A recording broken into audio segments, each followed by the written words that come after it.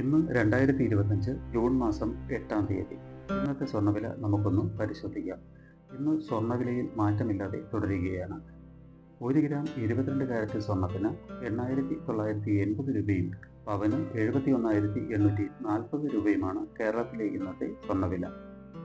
1 gram 24 carrot സ്വർണ്ണത്തിന് 9,796 രൂപയും പവന് 78,370 രൂപയുമാണ് വില.